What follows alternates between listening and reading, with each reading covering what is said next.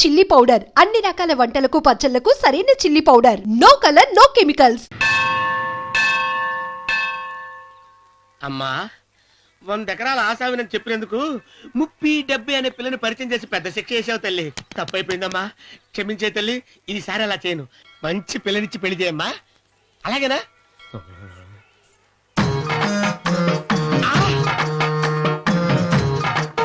తల్లి అమ్మా, అమ్మా సూపర్ ఫిగర్ తల్లి.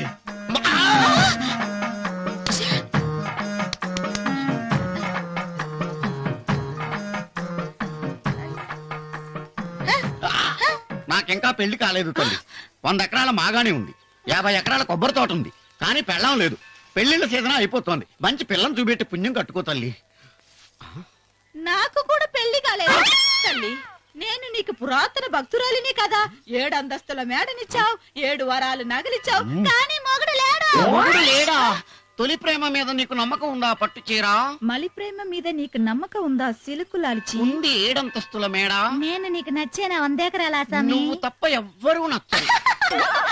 వచ్చే మంగళవారం నా ఇంటికి ఒకసారి రండి నన్ను చూసుకోడానికి.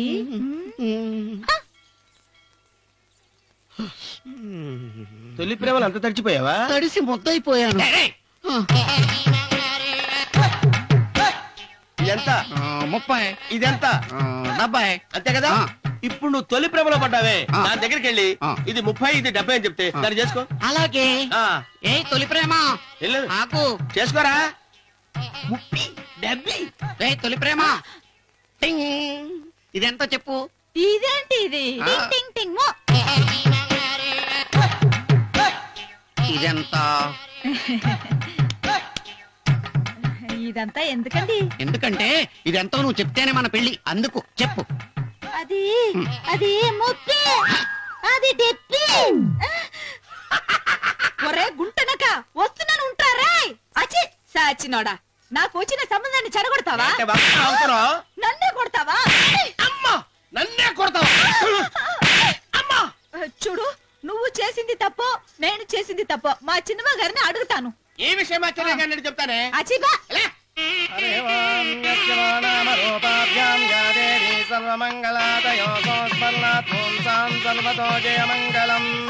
శ్రీమంగళ గౌరీ దేవతాయై నమః. అమ్మా తమ రెండో కోడను కూడా తీసుకొచ్చి కూర్చోబెట్టండి.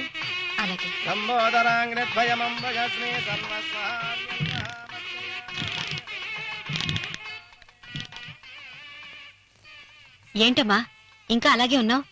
నువ్వు ఈ పూజకి ఏర్పాటు చేయమంటేనేగా మీ మామగారికి ఇష్టం లేకపోయినా ఒప్పించాను. అందరూ వచ్చేసారు. చీర మార్చుకుంటా. నాకున్న చీరల్లో ఇదే మంచిది. నా దగ్గర పట్టు చీరను తీసుకో. మీరు కట్టి విడిచిందా? లేదమ్మా, కొత్త పట్టు చీర ఉంది. వద్దులేండి. పోనీ నాగలైనా పెట్టుకోమా. మీరు పెట్టుకోక మిగిలినవా? కాదమ్మా, నా దగ్గర 7 వారాల నగలున్నాయి. దేవుళ్ళకు కావాల్సింది చీరలు నగలు కాదు, భక్తి. వస్తున్నాను, పదండి.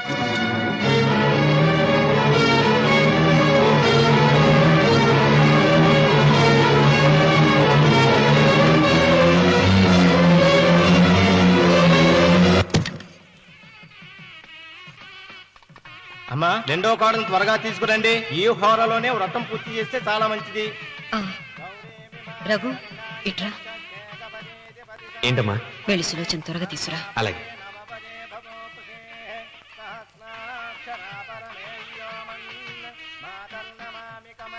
ఏమంది? రానుందమ్మా. ఎందుకని? ఎందుకని ఇంతమందిని అడుగుతున్నారా? ఈ వ్రతం పెట్టింది ఎందుకు?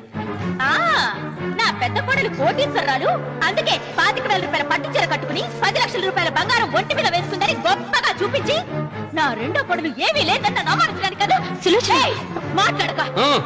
అమ్మా నీ కొత్త పట్టు చీర నగలు తనకివ్వమ్మా. ఇస్తానన్నాను రా, తానే వద్దండి. అయ్యో అయ్యో అయ్యో, ఎంత అబద్ధం! ఇస్తానన్నారా?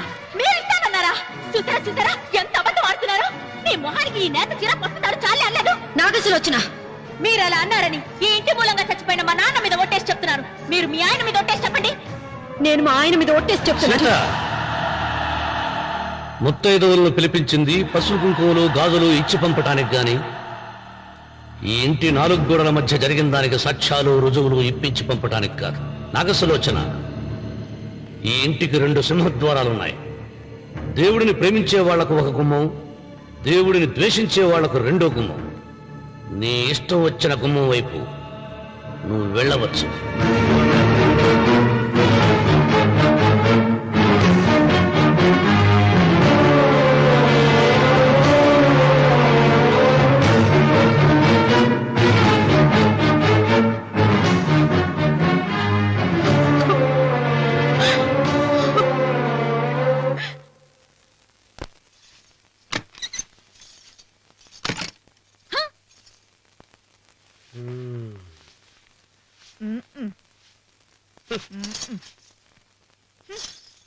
పాలయ్యే నీ పాచి మొహానికి పాలు కూడానా? సగం నేను తాగి సగం పిల్లికి పెట్టా. ఇందులో కాస్త ఎంత మంది కూడా కలుపుకోపోయావా? తేడా విరగడేది. అసలు నిన్ను అనుకునే ప్రయత్నం లేదే. నిన్ను నాకు కట్టబెట్టిన మా చెన్నయ్య గారిని అనాలి. నేను కూడా మా చిన్నమ్మ గారు బలవంతం చేస్తేనే నిన్నే చేసుకున్నాడు రా చచ్చినోడా. అయ్యో ఎంత పోసు కొట్టావయ్యా. 100 ఎకరాలు ఎగసాయ అన్నావు. నువ్వు సర్ది కూడా అన్నప్పుడే నేను తెలుసుకోవాల్సింది. నీ కాడగానా? నువ్వు తక్కువ చేసావా? 30, 70 అన్నప్పుడు నేను అర్థం చేసుకోవాల్సిందే. పట్టు చీర కట్టి మీ అమ్మాయి గారి నగలన్నీ దిగేసి సిగ్గుపడుతూ వచ్చి ఇలా కూర్చున్నావే. అసలు నీ దగ్గర ఏం ఆస్తుందని నేను చూసి అమ్మో అన్నవరం తగ్గు తగ్గు అన్నవరం తగ్గు తగ్గు. అయ్యా అయ్యా అయ్యా అయ్యా అయ్యా అయ్యా అయ్యా అయ్యా అయ్యా అయ్యా అయ్యా అయ్యా అయ్యా అయ్యా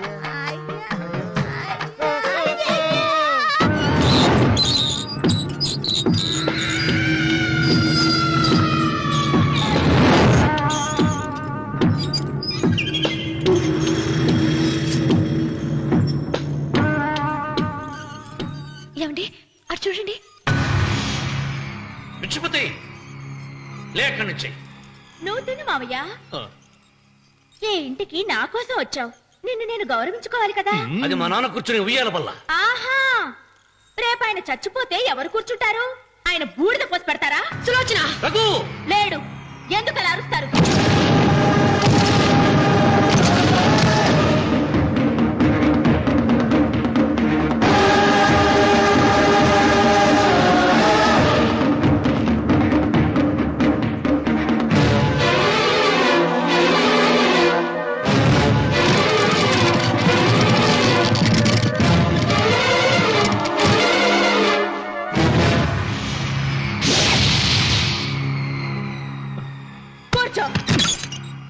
నువ్వు ఈ ఉయ్యాల బల్ల మించి లేచావంటే నన్ను చంపుకు తిన్నట్టే.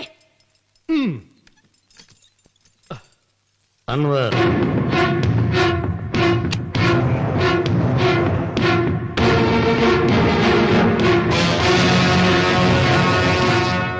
నువ్వు కూర్చో మావయ్య. సులోచన, బుద్ధి లేకుండా ప్రవర్తించకు. వేప చెట్టుకు పాలు పోసి పెంచినా అది చేదుగానే ఉంటుంది, కానీ తీయగా మారదని ఆయన ఎన్నిసార్లు చెప్పినా ఆయన మాట వినకుండా నీ అడుగులకు మడుగులెత్తాను. ఆయన ఎవరనుకుంటున్నావు? ఈ ఇంటికి పెద్ద. దేనిలో పెద్దండి? హత్యలు చేయడంలోనా? పక్కవాడ పొలాలు ఆక్రమించుకోవడంలోనా? వీధిలోకి వెళ్లి పసిబిడ్డని అడిగినా చెప్తాడు ఆయన ఎంతటి నీచుడో హంతకుడోనని.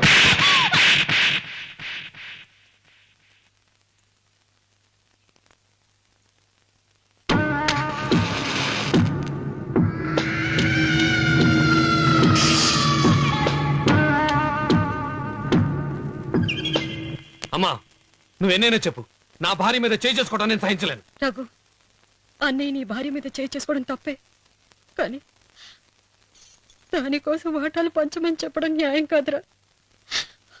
నాన్న అన్నయ్యని కూడా తన వాటా తీసుకుని వెళ్ళిపోమంటున్నారు. కావాలంటే నేను నీ భార్య కాళ్ళు పట్టుకుని క్షమాపణ చెప్తానురా. అమ్మమ్మమ్మమ్మమ్మమ్మమ్మమ్మమ్మ, నేను 100 సార్లు మీ కాళ్ళు పట్టుకుంటాను. మా బతికేదో మమ్మల్ని బతకనివ్వండి. ఏంటి నించున్నారు? రండి, అక్కడ ఎదురు చూస్తున్నారు. చేసిందంతా చేసి కాళ్ళు పట్టుకుంటుందట మహాతల్లి. నీ కన్నీళ్లకు రాళ్లు కరుగుతాయి గాని కన్నవాళ్లు కరగరు సీత. సీత, వాళ్ళు చిన్నపిల్లలుగా ఉండేటప్పుడు ఎంత సంతోషంగా ఉండేవాళ్ళం. వాళ్ళు పెరుగుతుంటే ఆ సంతోషం తరిగిపోతూ ఉంటుంది. వాళ్ళు మన భుజం దాటి పెరిగాక ఇక గడప దాటి ఎప్పుడు వెళ్ళిపోతారా అని ఎదురు చూడటమే మన పని. బాధపడ.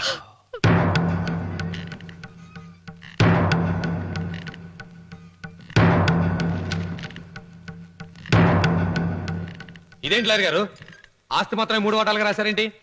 అమ్మ నగలో నాకు వాటా ఉందిగా. ఆ నగల గురించి కూడా దీంట్లో రాయండి.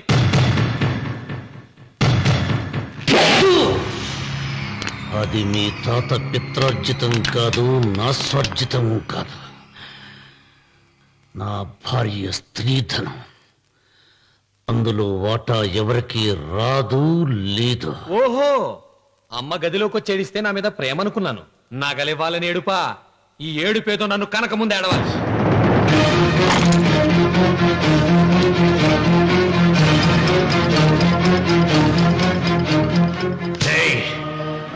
మీ అమ్మను ఎంత మాట అన్నావురా?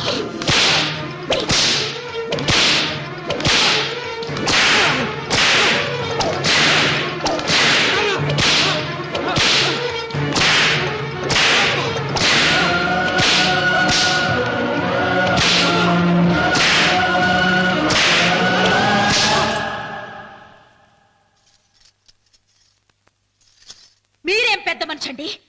పెళ్ళైన కొడుకుని కొడతారా? ఆస్తి ఇవ్వడం ఇష్టం లేకపోతే ఇష్టం లేదు అని చెప్పండి. కూలి చేసుకుని బతుకుతాం, లేదా ఆలయం ముందు అడుక్కు తిని బతుకుతాం.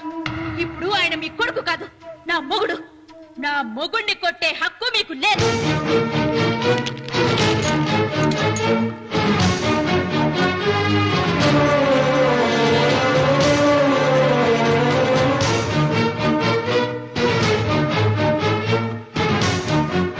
రఘు, నీకు కావాల్సింది ఈ నగలేగా, తీసుకొచ్చాను. తీసుకోరా. వద్దమ్మా, వద్దు. కాదన్నయ్య. వద్దమ్మా, నా మాట విను.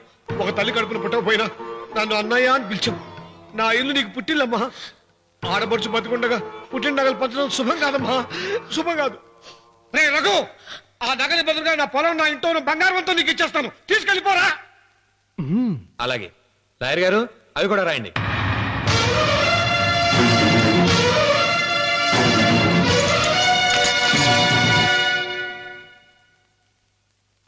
నాన్న, నాకు ఆస్తక్కర్లేదు. నేను మీతోనే ఉంటాను.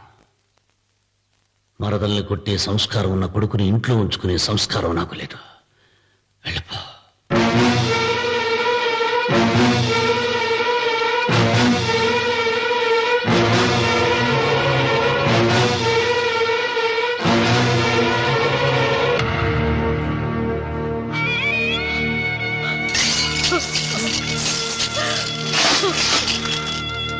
సీతమ్మ, అమ్మ సీతమ్మ, సీతమ్మ. ఒరే రావుడు, నాకేదో భయంగా ఉందిరా. ఆ దేవుడి శాపం తగిలింది. లేకపోతే నీ కుటుంబం ఇలా ముక్కలైపోవటం ఏంటి? నా మాట విను, వెళ్ళు. ఆ శివలింగాన్ని తిరిగి తీసుకొచ్చి యథాస్థానంలో ప్రతిష్ఠిస్తారా?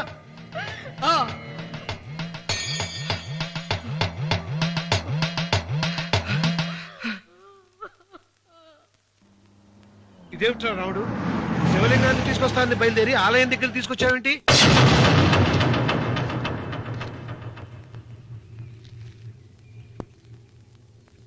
ఎలారా ఈ ఆలయాన్ని పడగొట్టాలి?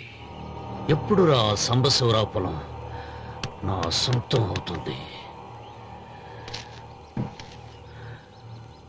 వెంకన్న, నా పట్టుదల కోసం నేను ధరించిన ఈ నల్ల చొక్కా ఎప్పుడురా మార్చేది? ప్రతీకారం కోసం ప్రమాణం చేసి వేసుకున్న నా తండ్రి మొలతాడు ఎప్పుడురా నా మెడ నుంచి ఊడిపడుతుంది? వెంకన్న, చెప్పరా, ఆ ఆలయాన్ని పడగొట్టి ఉపాయం చెప్పు. ఇంత జరిగినా కూడా నీ అహంకారం తగలేదురా? నారు పొయ్యకుండా నీరు పెట్టకుండా ఈ ప్రపంచంలో పెరిగేది ఒక్కటే, అహంకారం. అది నా సొంతం.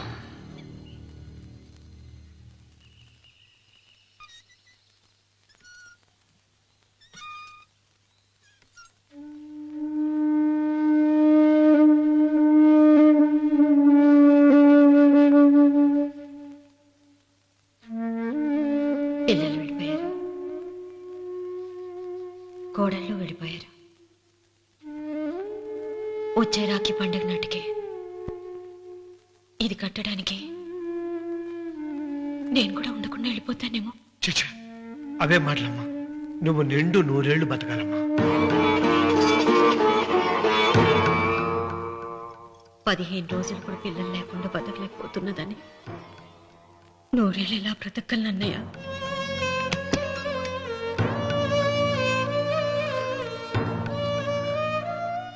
వీటి కోసమేగా మా పిల్లలు ఇద్దరిని ఇంట్లోంచి వెళ్ళగొట్టారు. నేను చనిపోయాక మా ఇద్దరు కోడలికి సమానంగా పంచిపెట్టమని చెప్పు. ఇప్పుడు ఎందుకమ్మా అదంతా? అసలే నీ ఆరోగ్యం బాగలేదు. నన్నెప్పుడు నిండు ముత్తేదిగా చూడాలనేది ఆయన కోరిక. పోయే ముందు ఒక్కసారి నిండుగా అలంకరించుకోవాలని ఉందన్నయ్య.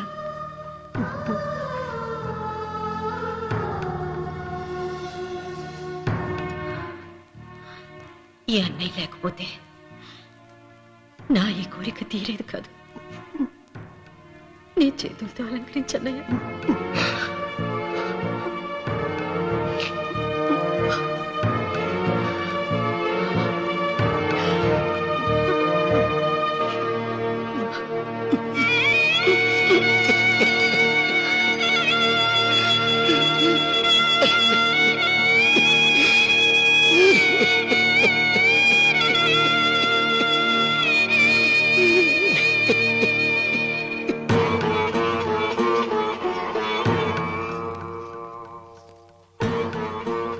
ఏమిటి సీత? వడ్డానం పట్టట్లేదు, సరిగ్గా పెట్టండి. పేరంటానికా? భర్త ముందు అలంకరించుకుని కూర్చోవడం కంటే ఆడదానికి వేరే పేరంటే ఉంటుంది చెప్పండి. ఏమండి, మీరు ఉత్తమ జాతి స్త్రీ రెండో కోరిక కోరదు అన్నారు. అందుకే మిమ్మల్ని అడగలేకపోయాను. కానీ చనిపోయే ముందు నీ ఆఖరి కోరిక ఏమిటి అని అడుగుతారు. నా ఆఖరి కోరిక ఆ శివలింగాన్ని తీసుకొచ్చి ఇంటి ముందు ప్రతిష్ఠించండి. సీత, పళ్ళు గట్టిగా ఉంటాయని, నాలుక మెత్తగా ఉంటుందని మనం పళ్ళకే ఎక్కువ విలువనిస్తాం. వయసు పైన పడుతుంటే ఒక్కొక్క పన్ను రాలిపోతుంది. వయసు పెరుగుతున్న కొద్దీ ఒక్కొక్క బిడ్డ దూరం అయిపోతాడు. కానీ నాలుక మాత్రం భర్తకు భార్య లాంటిది, భార్యకు భర్త లాంటిది. బ్రతికినంతకాలం తోడుగా ఉంటుంది. బిడ్డలు దూరం అయిపోయారని ఏదోదో మాట్లాడుతున్నా. సీత, నా మీద కోపం వచ్చిందా?